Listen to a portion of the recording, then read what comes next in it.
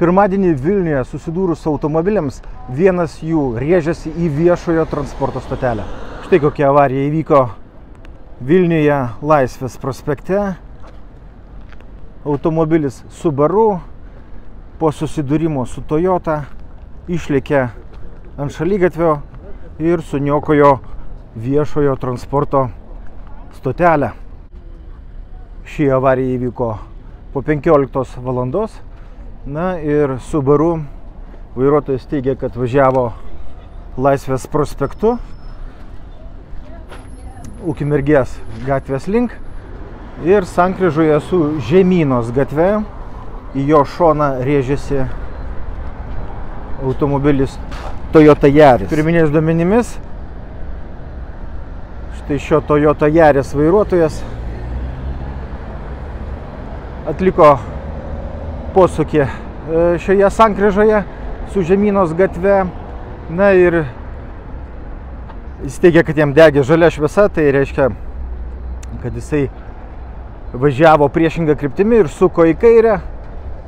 Na ir nepraleido Laisvės prospektu važiuojančio Subaru. Šiam taip pat degė žalia šviesa. Mašinos susidūrė, smūgio būta nemenko. Toyota jau nebevažiuojanti atrodo.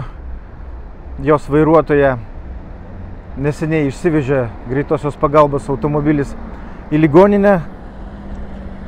Na, šukės pabiro štai čia ant šaligatvio nuolaužos. Na, o Subaru nuo smūgio buvo nusvestas ant šaligatvio ir taranavo stotelę. Nu, laimė nenukentėjo pėstieji. Štai taip atrodo Žemynos viešojo transporto stotelė. Na, aišku, jeigu čia būtų buvę žmonės, laukia autobuso ar troleibuso, aukų nebūtų išvengta.